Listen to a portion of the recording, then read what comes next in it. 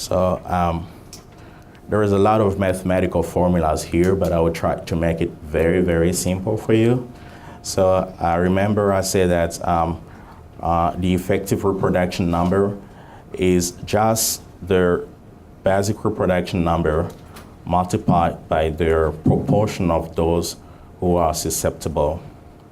And this proportion here can be written in another way. The proportion of susceptible is, because it's a proportion, the maximum is 1. It is 1 minus those who are immune in the community. So we have this formula here. So for an infection to take off, the reproductive number here, the effective reproductive number, should be more than 1.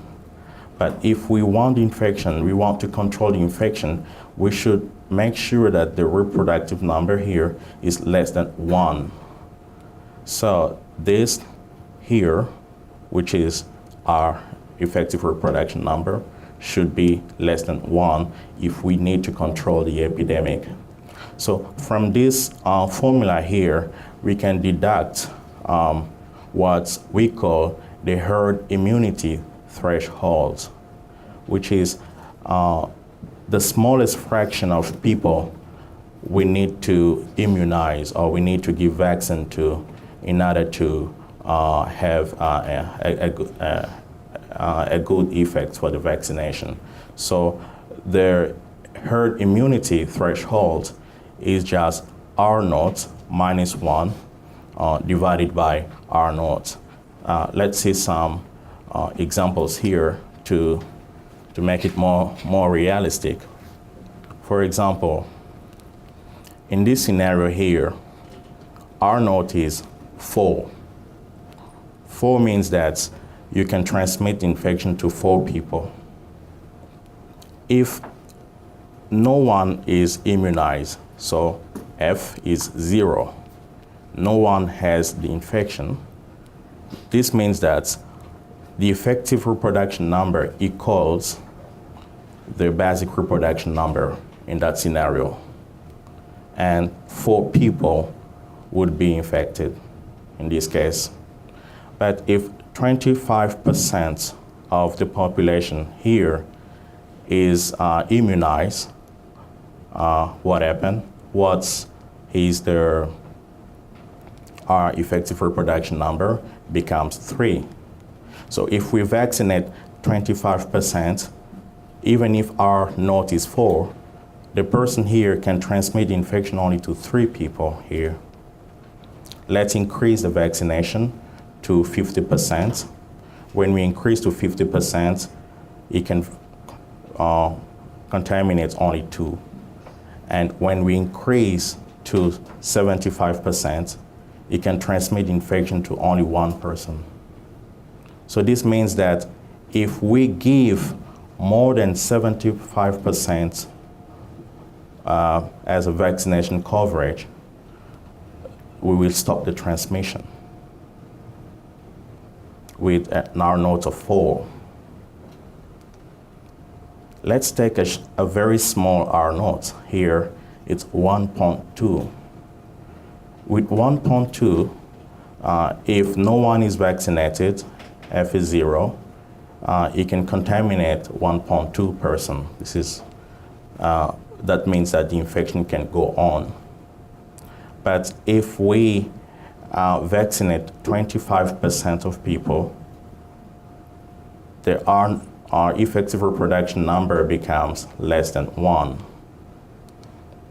And we can go on and on. But what does it tell us here?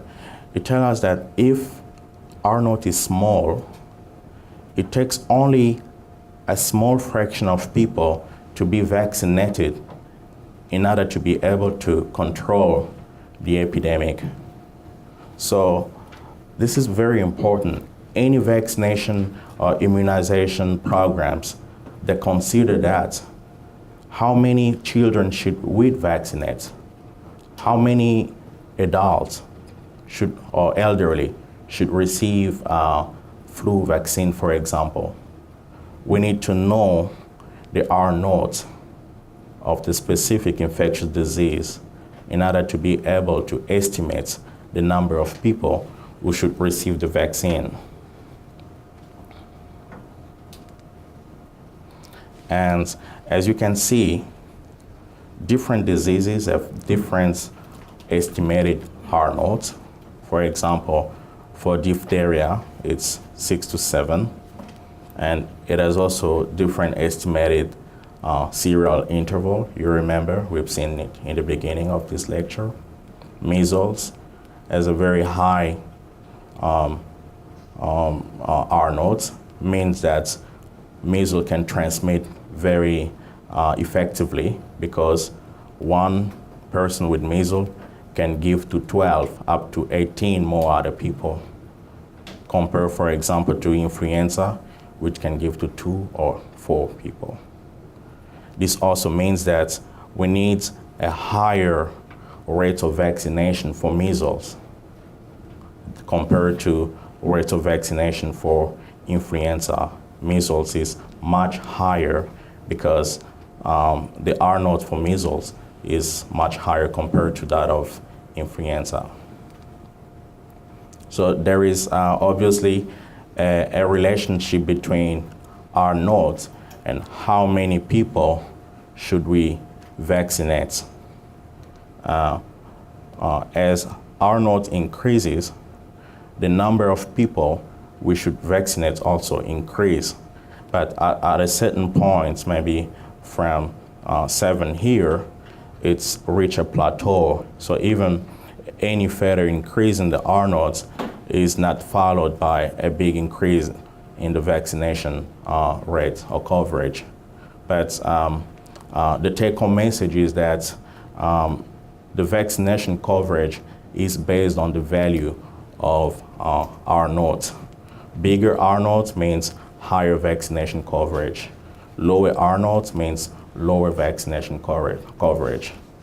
Another message is that you don't need to vaccinate everybody, because those who receive vaccination, those who are immunized, can indirectly protect those who are not immunized. And this is what we call herd immunity.